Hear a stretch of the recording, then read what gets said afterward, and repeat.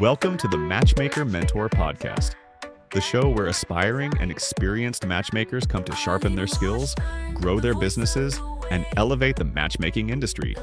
Your host is Arlene Washburn, an award-winning ethical matchmaking advocate, mentor, and industry innovator. Let's dive in. Welcome to the Matchmaker Mentor Podcast, everyone, where we have real conversations to elevate the matchmaking industry and protect the people we serve. And today's episode is different and deeply important. We're diving into a story that may be hard for you to hear, but it's one every matchmaker and dater needs to understand. My guest is Debby Montgomery Johnson, a former U.S. Air Force officer, successful businesswoman, and widow who found herself in a 2-year online relationship with someone she never met and who ultimately scammed her out of $1 million. Debby's story is not about shame, it's about resilience, courage, and advocacy. And she now is known as the woman behind the smile, and she's made it her mission to educate others about romance scams and manipulation online and the people that you meet. And Debby, thank you so much for being here and for your bravery and speaking out. To start us off, can you take us back to 2010? What was going on in your life and where you met this individual and all the things that ensued? Well, it goes back to April 8th, 2010, and I got a phone call. I call it the call.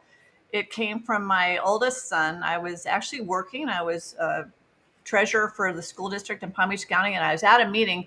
I had my phone turned off, and when I went to break, I got this message from my son, along with probably 25 other messages.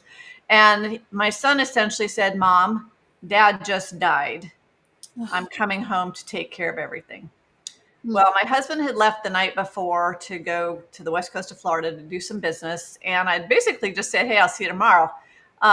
He was not ill. When he got over to the west coast of Florida, he woke up that morning and looked at someone and said, "Here are my car keys, put my stuff in my truck. I'm having a heart attack, call 911. Oh my And gosh. he was dead within 30 minutes. And so my son got the call. I'm not even sure how that happened, how he heard first. And so that threw me. I mean, you can imagine, I wasn't planning on him leaving the house and never seeing him again. And so I had to run his company, which I didn't know anything about. I still had my job. I have 4 children, and only one was still at home. He was 15. The others were I have 2 military sons, and they were in flight school. My daughter was out in college. So I was home alone, and I have a lot of friends, but I had to figure out how to run the company. And that was my emphasis of my life for the next 6 months, was how do I keep the company going and how do I keep my own job, And so I did that until about 6 months in, and my girlfriends kept saying, "You need a life, you need a life." Well, they wanted me to get out there and start dating again. And I was 52 at the time. And I just, all those anxieties, and I'm sure you've heard this with your clients, the anxieties of not being skinny enough, not being smart enough, not being anything enough, which was absolutely ridiculous because I'd had a really good career and I'd done well. And at the time, after Lou died, I actually got down very skinny. And all my life in mental, you go back to a teenager when you're heavy and weren't skinny enough, weren't, all these things. And I had actually not taken good care of myself, really. After Lou died, I was swimming, and that was my one outlet. But I figured, well, I'm going to get really skinny now, and I wasn't eating. And one of Lou's best friends, who I absolutely adored, was a pilot for Continental, and he came into town and he goes, "You look terrible. You look so gaunt." And I was like, "Well, I'm darned if I do and darned if I don't, And I finally said, "Would y'all just leave me alone?" So my girlfriends said, "Get a life, get back into dating." And I didn't want to do it in person. I'd been married 26 years. I wasn't ready to have something in person yet. I just wasn't mentally ready for that. And they said, "Let's just try online. It's safe." I'm like, okay, I can, do it from the comfort of my home. And I went on to faith-based dating sites thinking that those would be safe. and it went from there. And the reason I did it actually was because my mom, who at the time was, well, 90, probably in her late 70s, early 80s, she had a girlfriend who had met her husband online. So I figured, well, if the 80-year-old can do it safely, so can I.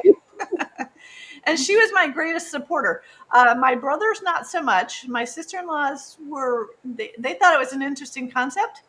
My brothers were, oh my gosh, you need a background check and you need all these things. And I'm like, oh my gosh, fellas, it's just dating.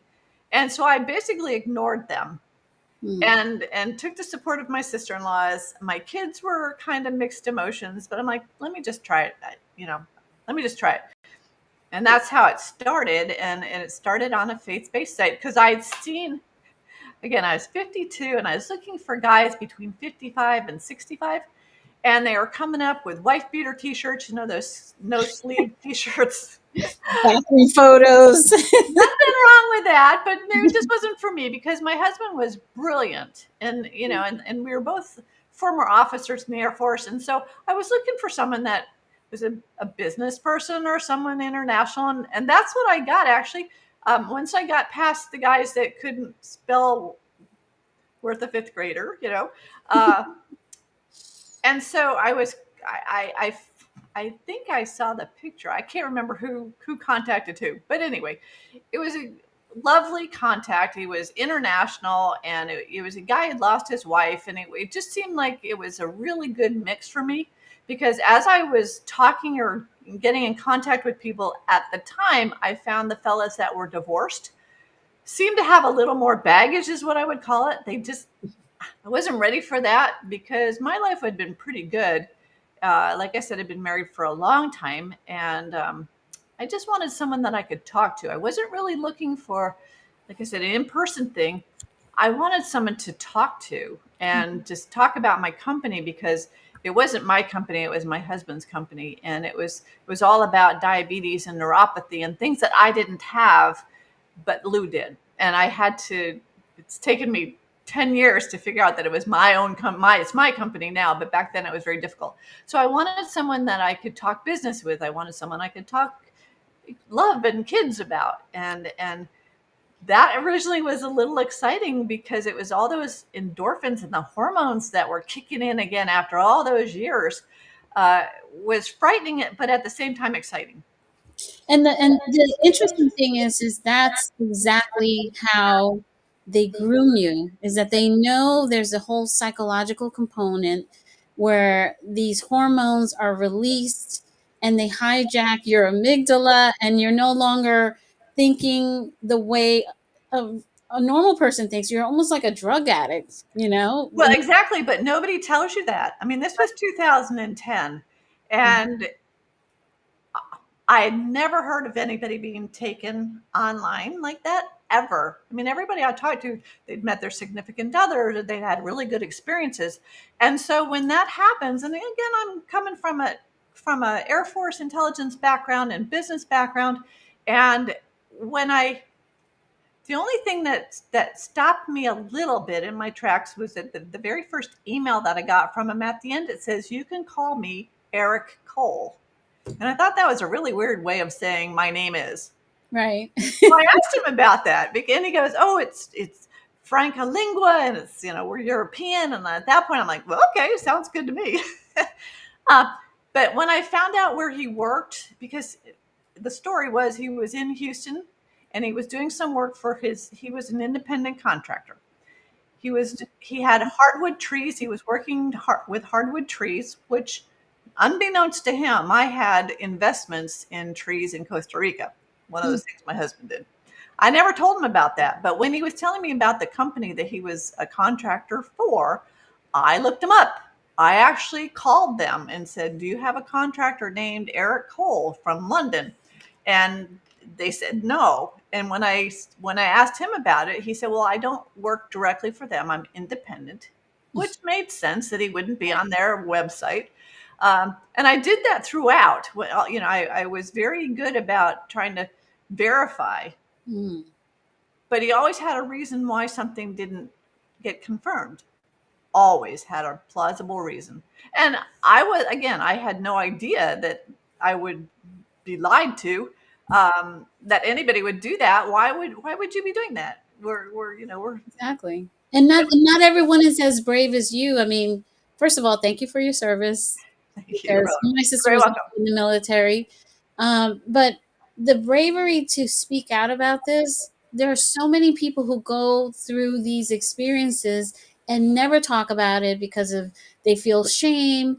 They feel, when they go through a lot of money that perhaps was belonged to their kids. I mean, I was just telling Jason that there was a woman on one of the shows who actually committed suicide Yeah. because she had, and there's a lot of men that also go through this as well. And it's just amazing how good they are at grooming you and putting you through a process to get you to this point. And an unsuspecting good person would never think that this is happening. Right. And it's not a he that's doing it, it's organized crime. And Correct. I don't like to actually call people that have been taken victims. They've been expertly manipulated by very well trained, smart individuals who work in huge groups in all Mhm. around the world. Uh, at the time, primarily in Nigeria and Ghana and southern Africa, but they're in India, they're in America, they're everywhere now, and they are well trained. Now, I always say, if they could do for good what they do for bad, they'd be phenomenal, Amazing. Yeah. because they're educated, they're university educated men and women. It's actually a family thing in many cultures now. Because if you think about it, the stories that are being created, and there's more than just the individual that has been taken financially, it's their whole family. This is a family crime Mm. because of impersonation too, because all the pictures that are being used, those people behind the pictures are real people. And now their lives are being upended, because if you think about it, the man or woman whose picture is being used by the scammer or the criminal, that's a real person, and now their families are being contacted. Like I've interviewed some of the guys who've had their picture stolen for this, and their wives are being called by women saying, you're having an affair with my husband, or I'm having an affair with your husband, and he's taking all my money, and the wives and the kids are like, what? What's You know, going on? so it's ruining families, it's ruining villages, really, because uh, you know, I've had folks where I've had to take them to the bank, and they've had to go to the police station. And the police the law enforcement is getting a little bit better, but local police have no idea what to do. And so when they hear this happens, although I'm taking the person to the law enforcement to get a report only, Hmm. the cops can never get your money back, but they can give you a report, which you can take to the bank and show the bank that you were taken in a financial crime, and don't just freeze the accounts and do these things that are going to set you back even further. Another reason to get the report is, in some states you might be able to get some sort of therapy assistance or rent assistance or some sort Interesting. of a good assistance, where otherwise they're going to say, oh my gosh, you I had one woman that was on government assistance here in the state of Florida, and she received a check from the state of Arizona. It was some other woman's Medicare check. Hmm. She was instructed by the criminals to go to her bank, withdraw that money, put it into Bitcoin, send it out. Well, she did that because she was helping her friend.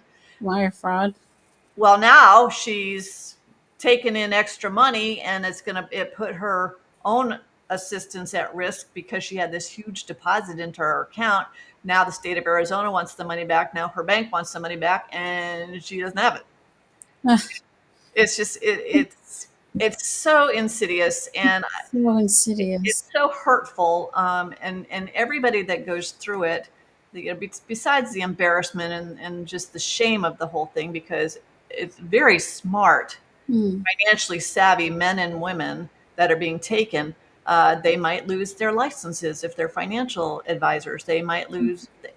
We don't know what they're going to lose, but all of them have lost their sense of control, their sense of worth, and they don't need the victim blame from anybody else, because they're blaming themselves enough. But we get Exactly. it.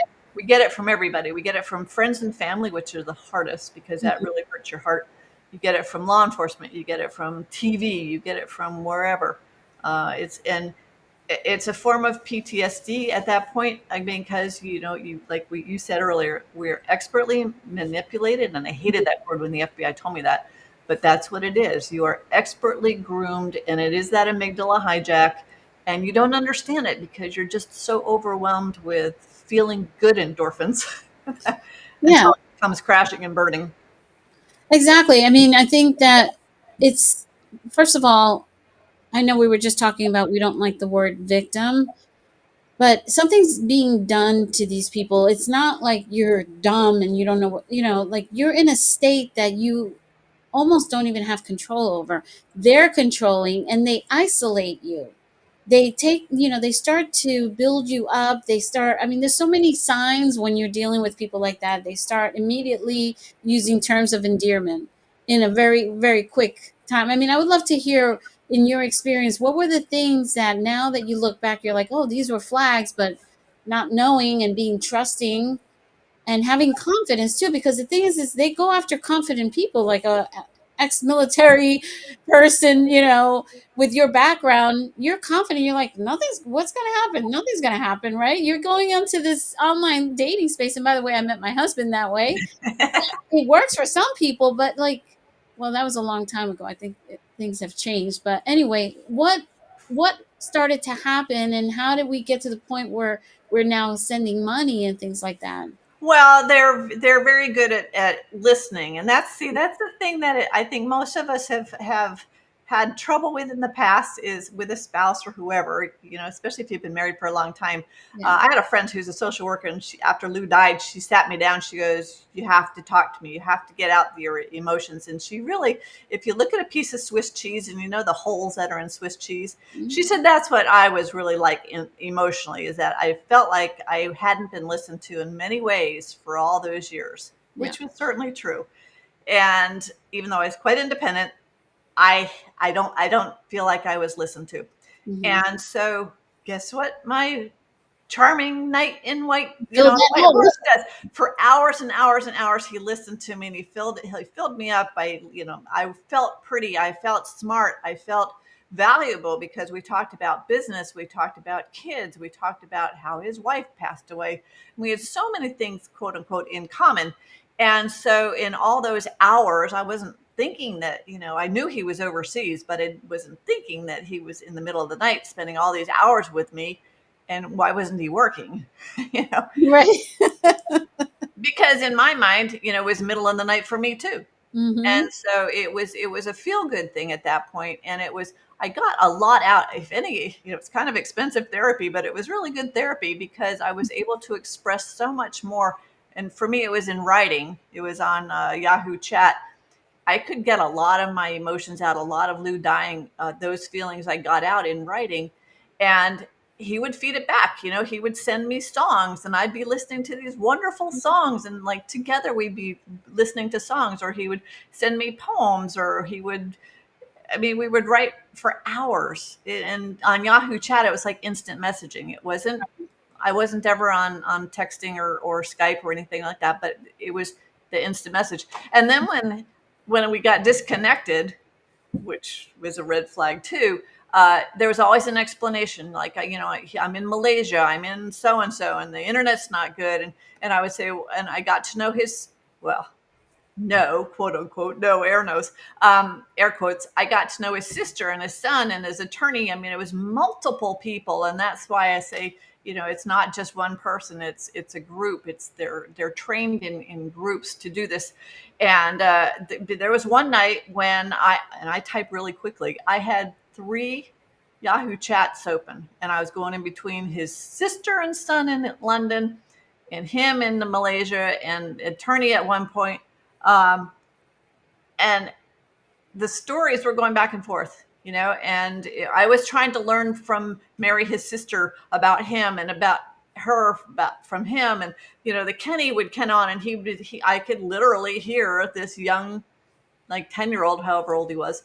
The tone of the conversation changed. And so they draw you in. For me, family meant everything. And so that I was being drawn into their family and drawn into their business things. And, the money didn't come quickly. The first small amount was really, Deb, I have a friend and he's trying to get onto the dating site and he can't. Would you send a check into the dating site? I'm like, sure, because I'd just gone through this. It was a literal check. I'd just gone through this. Ugh, the guys here are ridiculous. There aren't enough really good men. So I'm thinking, well, if he's a good guy, then I'll get his friend in. Silly me, because now I've just have qualified a criminal on the dating site by sending in a check, making it a paid person. The next little bit of money, again, because I felt like he was becoming family, and it happens very quickly that your emotions are really drawn to them.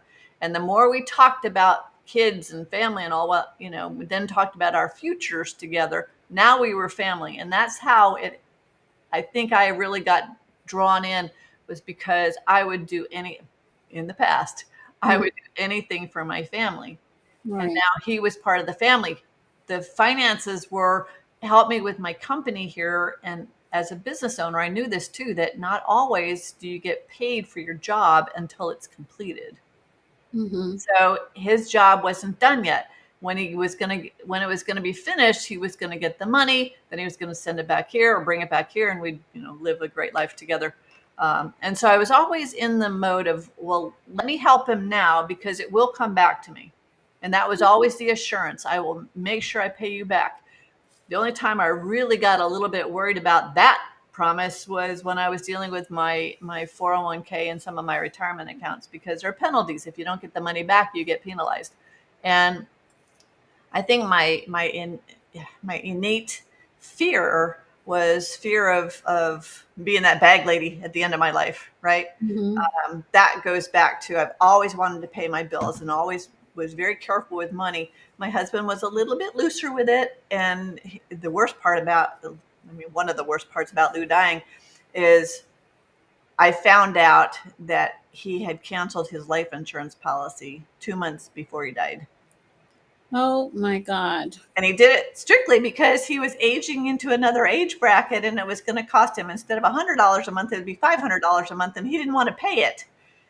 And so You I'm lost just your like, life insurance policy, and now you're giving away all your money. And was wow. probably a blessing I didn't get the life insurance policy. Maybe I might have lost that too. I don't know. But that was definitely Way to look at it. it's the only way I can look at it. Oh my. But I really make sure that,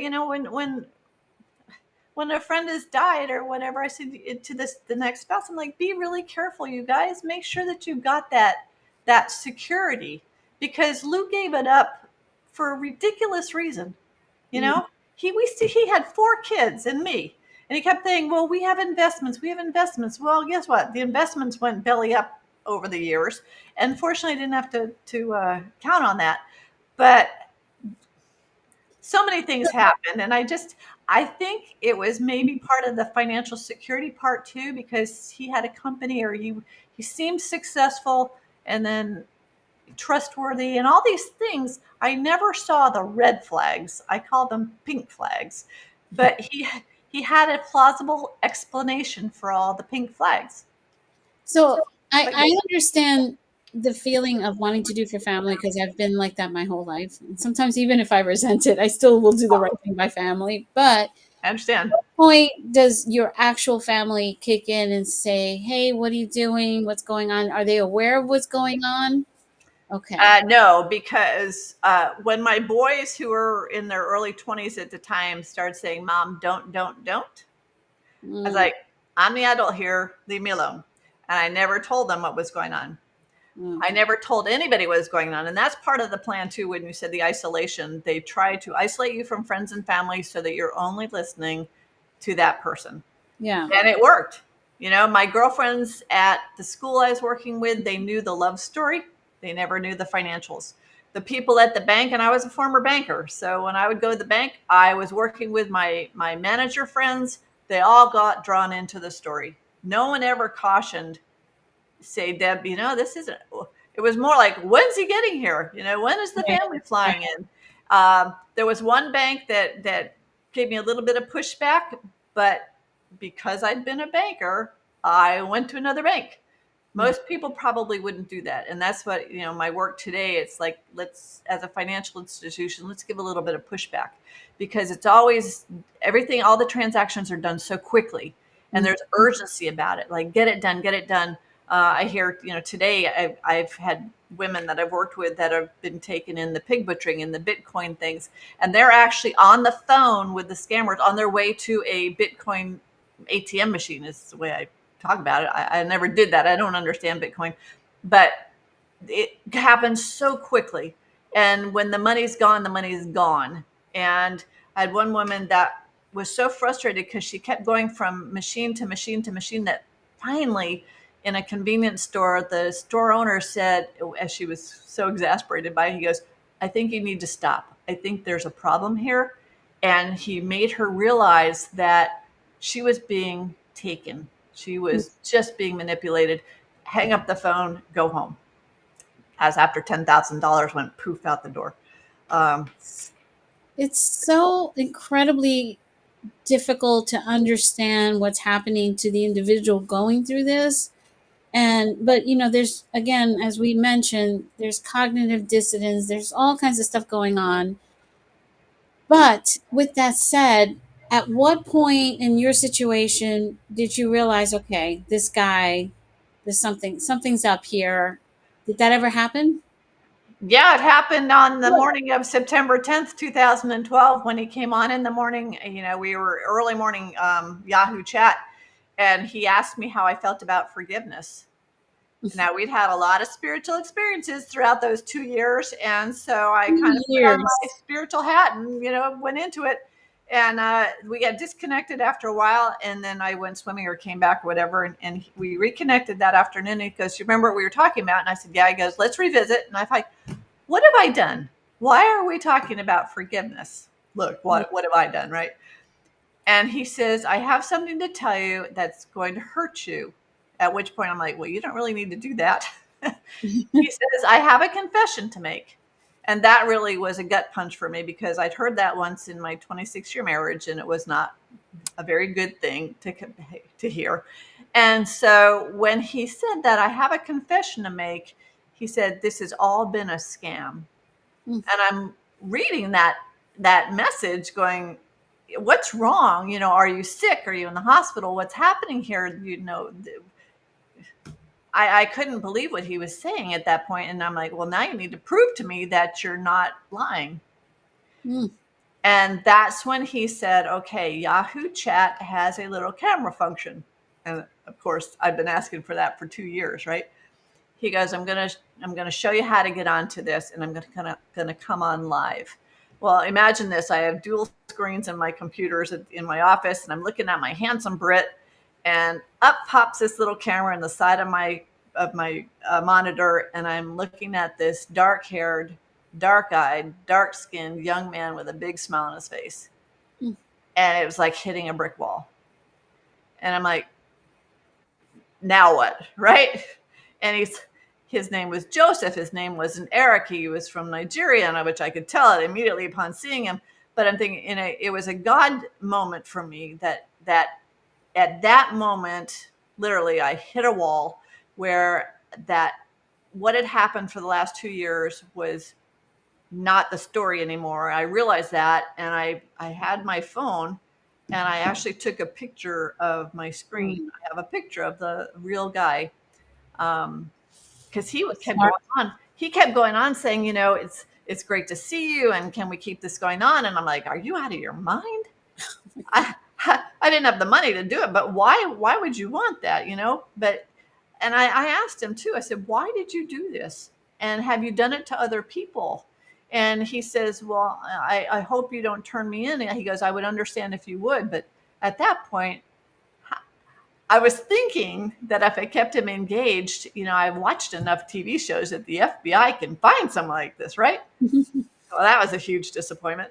But I kept the facade up for a little while, hoping that I would get enough information that we could find him. And they are a little more successful today because they have folks here in the States. They've got accomplices here in the States, which we can't find them here. Could never find him there, even though all the pilots in my family wanted to fly to Nigeria and go get him. I said, no, that's not going to happen. And then when I went into the FBI the next day, I had literally 4,000 pages of journal that I chronicled 2 years. I had a 3-wing binder of all the financial transactions. I had so much information. Why I did that, I have no idea, but thank goodness I did. But when the FBI saw it, they're like, Deb, first off, there's more men in Palm Beach County than women that have been taken for over $1 million. We'll never talk. Yeah. Second, he's out of the country and there's nothing we can do. And you've been a victim to this. And I'm like, I'm not a victim. I'm just not a victim. And you just told me there's nothing you can do. So that shut me down. Mm-hmm. The only God sent there was my mom and dad were with me, because unfortunately I'd gotten them involved for $100,000. When I called them after finding out that it was a scam, they immediately came over. It was like the call that I got when Lou died. They were over on the West Coast. They took care of everything. They came over the next day because they had heard about this for 2 years. And my father would tell you, and my dad's a retired dentist. You know, after a while, he's like, nobody can scam you for 2 years. How could somebody lie for 2 years? And today I just found a story that he wrote, his side of the story, which was extraordinary, because my father was very thoughtful and very good with his money. But he was retired. And of all the money that I lost, it was that 100,000 that hurt me the most, because I violated their trust in me. Now, I paid it back. Yeah. I paid it back, but that happens too when the victim starts to, when the I'll call her a victim right now. When she starts to lose or not have access to money anymore, and the criminals know that, they're going to say, do you have any friends? Do you have any family? Do you have any business associates? Who can you get money from to help us going? Because this is going to end soon. And fortunately, I had business friends that said, nope, we can't help you. It hurt my feelings, but I'm so grateful that they didn't, But my mom and dad, bless their hearts, I mean, that hurt me the most. It hurt my heart when that happened. And was the money for investing in some sort of business? Is that what it was? No, there were tariffs there. Speaking of tariffs now, there were customs issues. There were things happening, moving the trees from Malaysia over to India. There's a lot of transport issues. And I knew some of it, but I didn't understand all of the ramifications of international trade at the time. And I Googled a lot. I Googled every time something went wrong, I would Google it. But again, and then, even working with his attorney, I knew his name. So I thought, I wrote to the licensing bureau in London, said, do you have attorney name? I can't remember his name now. I got a really lovely letter back saying, nope, we don't. I'm like, so the thing was, well, he's an international attorney. Maybe he's not affiliated with the British folks. Again, always a plausible reason why I was getting these pushbacks. Yeah.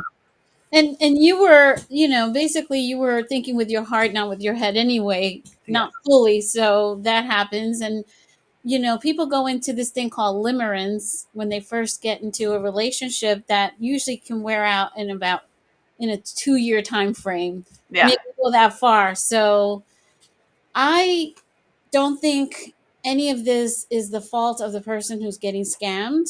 No. And I don't like it when people mock it or say, how could you do that? Because it could happen to anyone. And I want to spend some time talking about how you've turned that pain into purpose and the work that you're doing to help other people who have gone through this.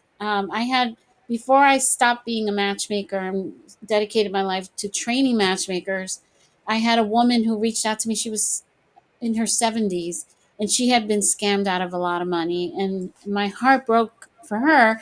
And because they do target people, they target widows, they target certain age groups, but there's other scams going on too. Like I said, I wrote a whole book on this and I'm going to be publishing it soon, but they get a lot of young people to share photos and videos doing sexual acts or whatever, thinking that they're in a relationship with someone, and then they scam them out of money and say, if you don't send me money, I'm going to share this with all your friends or whatever. And so there's just so many scams going on. Like I literally was researching for a long time to write this book because there's just so much going on. And it's in the billions of dollars. Oh, absolutely. What's reported, right? Yeah. Well, Well, let's. I think you and I talked about that. It's only like 3 out of 100 people report. So if we see that it's already billions, multiply that by the people that Mhm. are not Yeah, reporting. And yeah. again, most don't want to because they feel so vulnerable and so ashamed of what they've done. And, you asked about turning my passion into a purpose. I did not want to talk about this initially, not at all. And I was sitting at a business meeting with some friends and they mentioned online dating. And the story is that I rolled my eyes at the one of them and she goes, "What's that about?" So I told these 4 women my story over lunch. And I said, and they said, "Deb, you got to tell that story." I'm like, "Nope, I'm done." They said, "No, my mom was taken for 80,000, or a friend of ours was in a Ponzi scheme, not once, but twice. And then another gal was in a relationship and it turned out the guy had a family up north." And so I'm hearing all these really smart women being taken and no one's talking about it. Mm-hmm. And over that weekend, I crafted this story about the woman behind the smile because we are all trying to look perfect. Nobody wants to have a crack. We are all the women behind the smile, and life is always fine. Right. And when I got through that weekend and invited them to the world premiere of The Woman Behind the Smile, they're like, it was dead silent. And they said, how do we get the ticket? I'm like, I just made that up. Oh, no, no. There are too many women out there. And when I realized at that point, it wasn't about me anymore. It was about the woman that was not giving me the stink eye in the front seat. It was a woman beside her that was sitting there bobbing her head saying, I get it.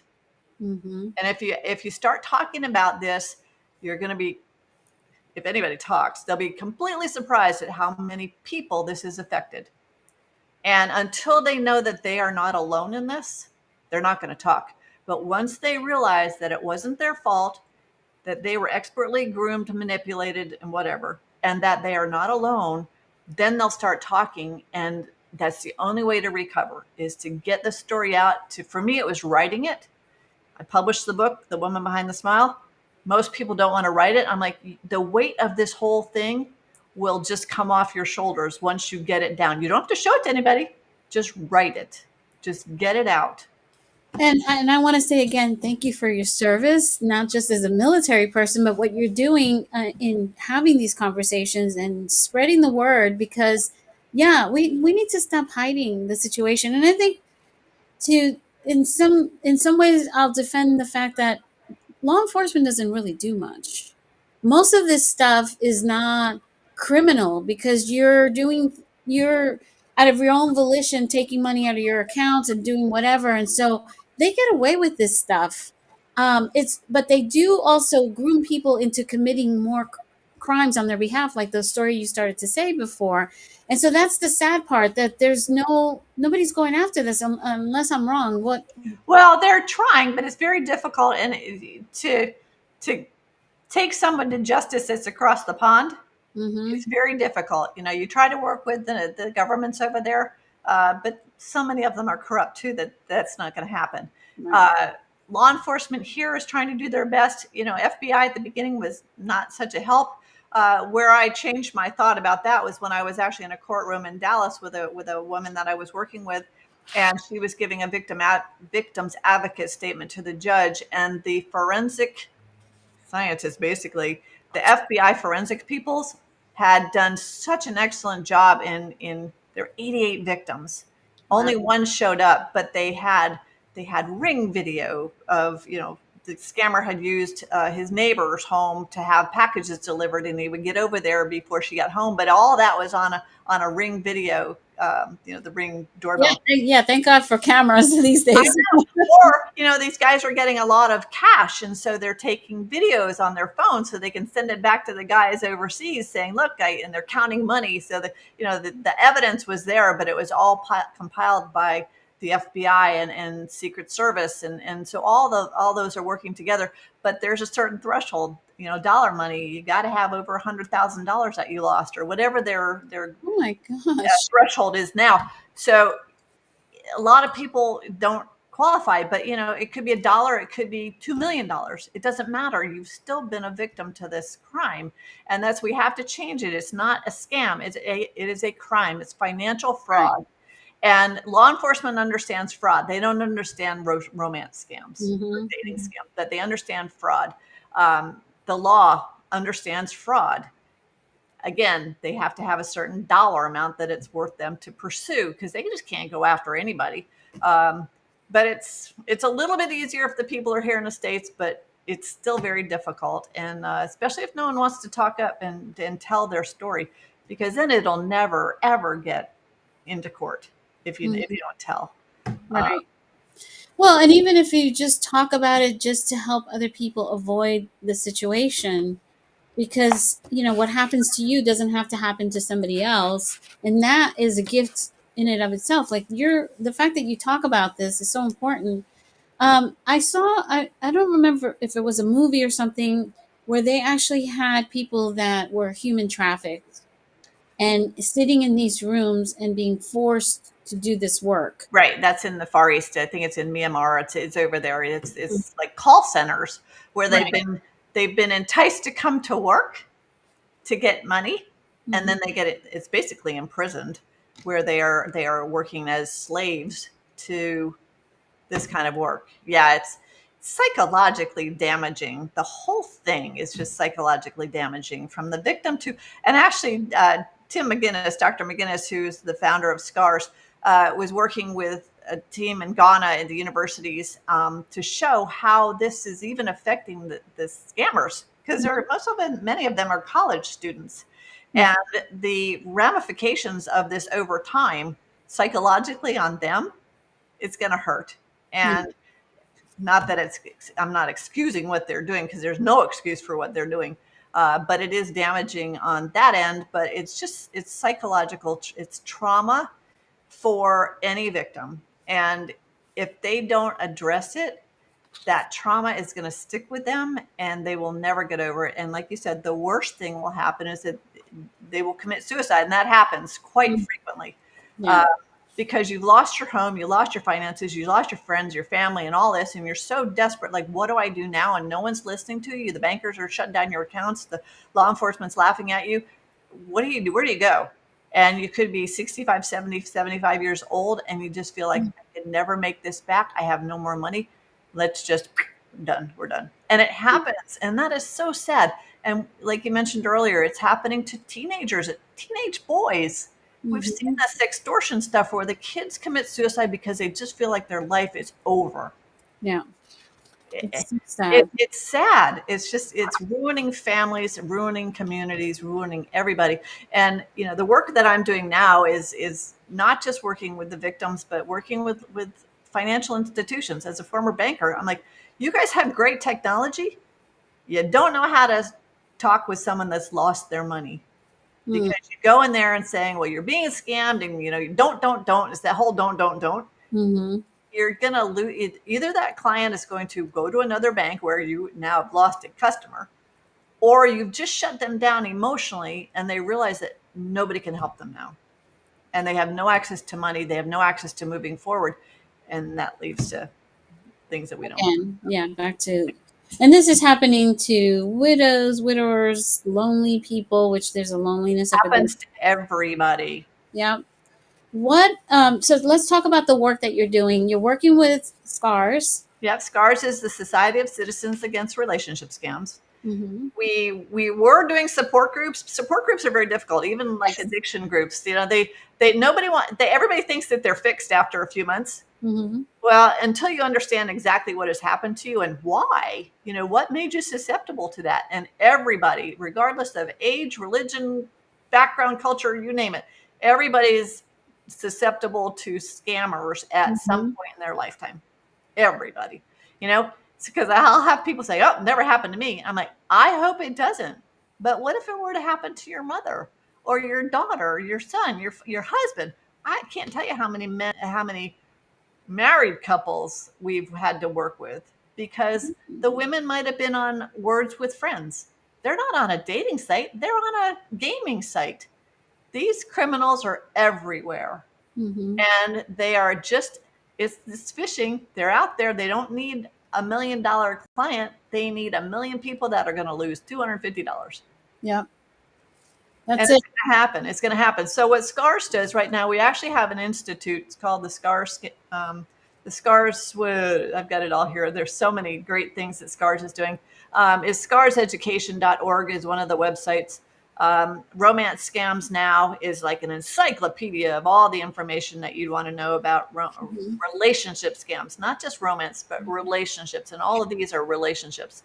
Um, they're just an incredible thing. So we're trying to get the education out there, and we've got a course that is self-paced that will explain A to Z what happened to you and what you can expect going forward, how to report, how to go into a police department and not be this blubbering, I don't want to say idiot, but you have to get your stuff together or you will not be taken seriously. Right. There are certain things that we want you to take seriously and how to help yourself get control over one thing, your emotions at first, but get control over your finances because it's devastating, especially if you're on a fixed income now and Mm-hmm. you've given everything away. How do you recover?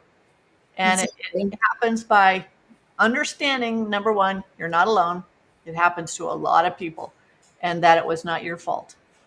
And are you doing a lot of work to avoid this from happening, to bring awareness? And I know that's hard, but there's a lot of signs of things that, like the love bombing, the immediate terms of endearment, the all of a sudden they had a situation where they need you to desperately send the money, all that kind of stuff. I think I don't want people to be cynical, but to be cautious, like get in your head before you get into your heart, especially if you haven't met someone or even seen them physically or gone on a video date or something. So, are you doing work to like give people information on how to avoid it instead of We are, but prevention is very difficult. Even think about my dad's a dentist, right? Former dentist. mm-hmm, Nobody wanted to floss their teeth before they got a cavity till they got a cavity. And it's like, shoot, nobody wants prevention because when you're in the middle of it, it doesn't matter what anybody else says. You're going to tune them out. mm-hmm, Where I find the prevention works best is like if I have a friend who I see things happening to, I can say, oh, that sounds really familiar. That sounds like we need to be careful. I think everybody needs a dating buddy. I do. yes, I You love said at the beginning that I was a widow, which I was, but I've remarried. And I met my spouse, my Christopher, through a matchmaker. that. So I have Mm-hmm. a great love of matchmakers. I think there's a great place for them. Um, but we can't dismiss our feelings because when we're in the middle of it, because you go in thinking that it's true, that it's real, there aren't any public service announcements on match.com or any of these things saying be careful, be careful. And I think it starts there. Now, Agreed, 100%. they are off the hook with liability. And I find that wrong. But that's the way it is. So we can get the word out there, but until no one's going to look me up until they've been taken. Yeah, that's a sad reality. And yeah, the online space is starting to do well, at least have a lot of conversations and about what they think they might do. But for them, they want as many profiles on there. They want to keep people engaged so that they can get their subscription money. Right. And that's the sad part. But I love and thank you for bringing up the fact that you met your now spouse through a matchmaker, because I'm always a proponent of, look, if you're not going to do the due diligence and actually figure out who you're dealing with, or and just be very like, you don't want to go into, even you meet someone online and you don't want to interrogate them, right? But a matchmaker does. That's what matchmakers do. They interrogate, they do background checks to the extent that they can, because there's no real good foolproof background check unless you hire a detective. But they do the due diligence, they find them online, they do a bunch of stuff, and they're also asking questions about the things that their client wants. So if you have any particulars, I can, as if I'm a matchmaker, I could ask all of those questions that you don't get to do when you're dating. You have to take it easy. You can't come in guns blazing. It's like, all right, I want to know this and I want to know that, And so I tell people, like, it's a really good investment of meeting the right people. Now, they can't guarantee you're going to have success, you're going to have a marriage or whatever. All they can do is, do the due diligence for you and vet the people and actually bring them forward. Only those people who are qualified, because right now I can't think of a better way to, I did write this book, which I was showing you my manuscript. I keep telling, I think we spoke, I don't know how many months ago, and I'm like, I wrote this book, but I am going to get it published and I'm going to self-publish, just because it breaks my heart every time I hear a story like this. Yeah. And it's going to keep happening. To your point, the prevention part is not easy, because people dive in and they have a need. They're either feeling lonely or whatever. You're online for a reason. You want to meet someone. And I know I was online and I met my husband that way. But it changes. It's really interesting, because by the time you get your book published, they will have come out with whatever way they can make money, they're going to do it. The pig butchering thing, Tim and I were talking about it a year ago, and now it's this huge investment thing, and people, pig butchering. I'm like, it's taking the financial part of like investing and intermingling it with a little bit of, relationship, love, and all this and then, like, let me teach you how to invest. You invest, you're doing well, and all of a sudden it's pulled right out from underneath you. Well, the victims of that are extraordinarily angry. So that's another reason why victims aren't going to speak up, because they're angry. They're in that revenge. How can I get them back? How can I, let me look at pictures. Well, looking at pictures of scammers online is like looking at mugshots. It's mentally devastating for you. Why do that? If somebody wants to see a picture of a scammer, look at my website. There's a picture of the guy, the actual guy, and many of them look just like him. That's shouldn't be saying that, but that's what it is. Everybody needs. I was very fortunate, looking back, to have had him confess in person and show me his picture. Right. Because if he had just disappeared, it would have been like my husband Lou walking out the door, dying, and never seeing him again. No closure. Yeah. And now I'm $1 million out, So for me, it was closure. Most people don't get that. And the scammers are getting very aggressive now, because if you run out of money and you don't want, maybe you're going to become a money mule, which now makes you complicit, which now makes you, someone that the police are going to pick up themselves, until you can show that you've reported it. But they pull you in whatever way they can. And because you don't believe that you would be taken, again, I would never be taken. Yeah, right. You're going to be taken, and you're going to get pulled into it. And then it's going to be beyond you, and you can't recover. And you need to know, though, that recovery is not easy. It's something that's going to take some time. But how much time did you spend in the scam? And that's what we tell folks too, is once you've ended it, if you've really ended it, you've got to fill your time with something productive. And that's why the Scars Institute is so good, and people say, oh, there's too much information. I'm like, but how much time were you spending online during the relationship? Right. Like 4 or 5 hours a day at night. You have to do something. Otherwise your brain is going to have this void. Your heart's going to have this void, and it's going to get sucked back in there. And the repeat, the recidivism part of a scam is huge, because really, because you've had that love bombing and all that emotional stuff, and then all of a sudden it's over with. Well, then you think, I've learned. Well, 3, 4, 5, 6 months down the road, you think you're being safe again. You get contacted by somebody else, couldn't possibly be a scammer. Bam, you're back in it. Oh my God. Well, that is a news flash for me. I had no idea that people went through that same experience over and over again. I guess it makes sense, because, when you get married, I don't know why I'm making this correlation, but when you get married, you have like a 50% chance of getting divorced. When you remarry, it goes up into the 60s, and the third time is in the 70s. So it's like you just keep repeating. I guess humans have patterns. And we just keep doing the same stupid shit over and over again. We want the connection, right. And you think, well, that couldn't possibly be taken the second time because I know all the signs. Well, you don't. The signs change, and you change too. Your heart changes a little bit. So the tactic might have changed, but it's still there. You still want that relationship. We never, I look back and I met CJ relatively quickly after the scam was revealed, but he was so good for me, and he was in person.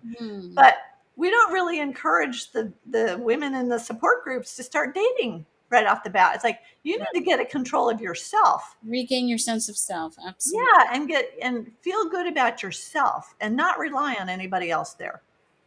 So it's, I'll get to the numbers on the repeats, but for me, I didn't have a repeat, but there could be someone that's had 10. We get Oh my God, some of no. these older guys too, and it's not just the men that get the repeat, but the old men. They think that it's that white knight syndrome where they're taking care of somebody. They want to be there for someone, and the woman is really lovely, picture wise. Now with AI and stuff, you never know who you're talking to. Yeah. But it's very interesting how people can be taken multiple times, and after a while, if they're not going to disengage, we at Scars can't help anybody that's not going to take it seriously and disengage. And we don't work with everybody. You have to work with us. You have to be willing to understand what happened and take some real. I mean, if somebody contacts me, they have given me now the ability to speak frankly with them and say, this is what I feel, because I can feel it when someone tells me what's going on. I can feel it, that spidey sense. I said, listen to me. You don't want to go through this anymore. But I can't make them. Everybody's got free agency and choice.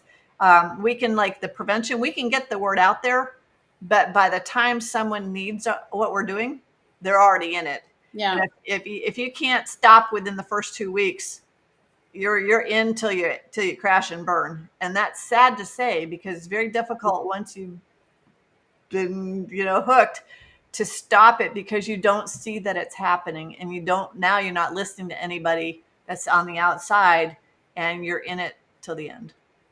Sad. What does healing look like? Someone who's gone through this experience, you yourself have gone through it. What does healing look like? Not thinking about what happened all the time. Mm. Because originally you'll be just devastated by the finances, and until you can rewrite your story, or what's the word? You have to be realistic. Let's say this, realistic with what's happening now, and understand that your life is going to be different than you planned before this took place. Mm-hmm. And what can you do? I mean, I've got 65, 70-year-old women that are getting jobs again. Mm.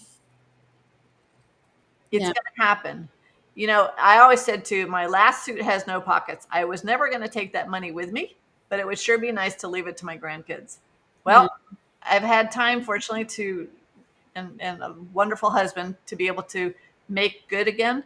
Most people won't, especially if they blame themselves for what happened, because they get caught in that lack mentality.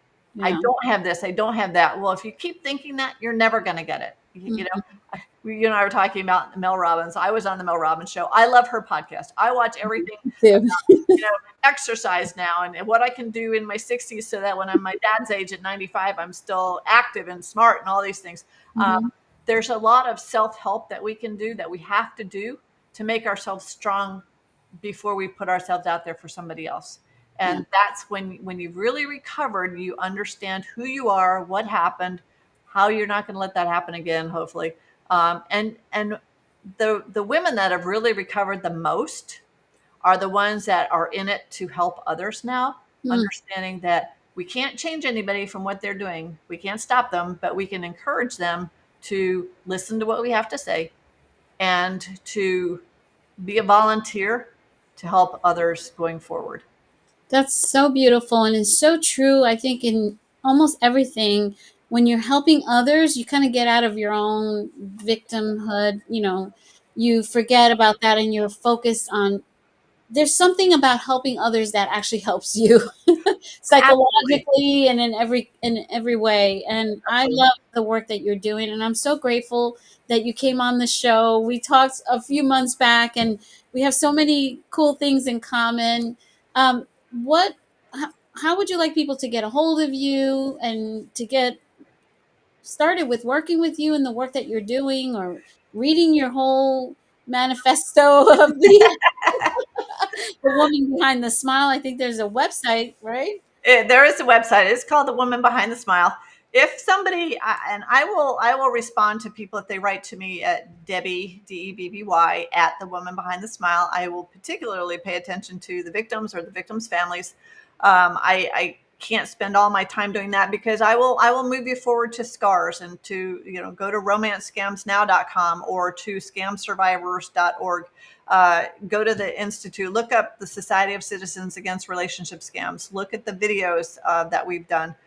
Stay away from looking at pictures of scammers. That is not going to help you. Stay away from some of you got to be really careful too, because if you've been taken by one, then the next scam is like there's a detective or somebody that reaches out to you, or they're going to prove to you that this has been, well, it's a scam too.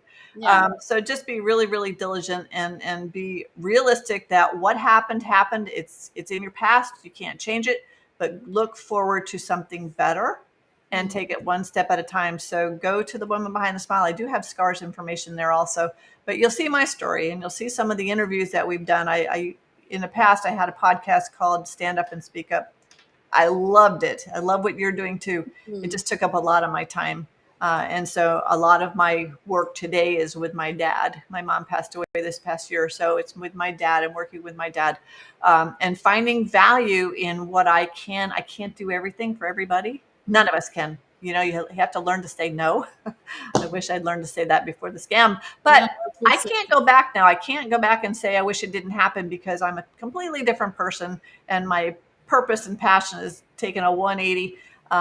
And my joy comes from being there when a woman comes to me and says, I'm so glad I read your book. Or I hate it when they come and say, I wish I'd read your book before. I said, okay, so you're beyond it now. What can you do now to help one other person? Because you're going to have a friend that you're going to hear them start talking about something. It's going to be like, oh, that really rings true, that something's going on there. And I heard Deb's story, or I heard someone's story. And what can I do to help my friend now? Gently. So we actually do train. We help train. I love working with the financial institutions. I'm actually going up to Washington next week to at a summit to say, look, guys, you got to get beyond the technology. You know how to tell a transaction's fake. Right. How can you help your clients going forward now? What is the best thing for you to help the victims or the survivors of this go forward? And that's what I really love to do, is try to give them an idea, because I love it. I love that you're coming at every angle. It's not just the victim. It's not just, the technology. It's also the bankers and everything else. I'm so grateful for the work that you're doing. We'll be sure to share all your contact details on the show notes. And Debby, thank you so much. This is, thank you, Arlene, because we can't at Scars do this by ourselves. We need people that are really willing to not blame the victim and say, look, this is happening. What can we do to support families, particularly because, you look back at the woman who lost her life. Her kids were like, what happened? What do we do? We're not getting any help from law enforcement or the FBI. What do we do? They need to know how they can move forward. And hopefully someone will hear this and say, oh, maybe this is happening to me. Maybe I better stop. We can only hope. I hope so. Thank you again. My pleasure. Thank you so much. Appreciate you. Thank you. Have you ever felt called to help others find love? You might have the heart for matchmaking, but without the right training, turning that passion into a thriving business can feel impossible.